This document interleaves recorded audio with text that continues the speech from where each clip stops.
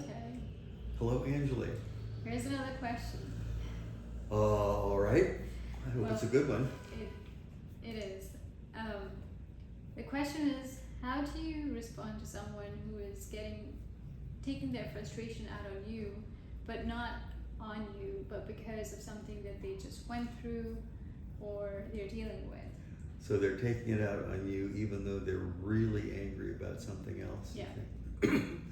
All right. Well, I think we've often been in that position. The first thing to do is to validate what they're saying. You know, I hear you. The next thing to do is to align yourself with them enough to be able to repeat what it is that they had said. And then at that point, you can start exploring what it is that is really responsible. There's a wonderful little model I use sometimes. I think it was invented by psychologist Carl Rogers about how to handle conflict and disagreement. And I'd like to offer it to everybody as a quick little technique you can use sometimes. There are 3 steps.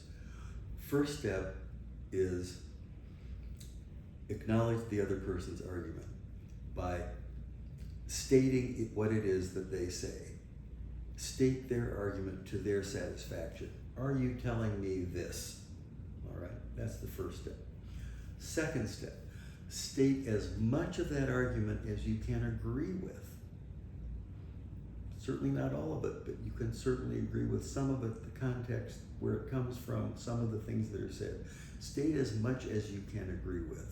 And then part 3, state your disagreement. That's a very useful little model. And again, 3 steps. State the other person's argument to their satisfaction. State as much of it as you can agree with, and then state your disagreement. I think you'll find that cuts through a lot of the emotional baggage and turmoil that often accompanies discussions, particularly difficult or hard discussions, because they have so many emotional components. But if you can just use this little model, that will often cut through a lot of those components and get right down to the heart of what you're saying.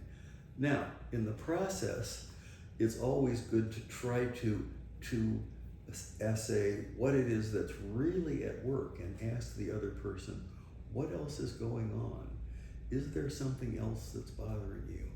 Are you being triggered from another direction or another issue or dimension that I can't see that's making you so involved this way? Often people get blinded by their own point of view, and often they get so wrapped up in the story that they're telling, they've lost what it is that's really at the heart of the issue. And then we end up talking about the story rather than really about the problem.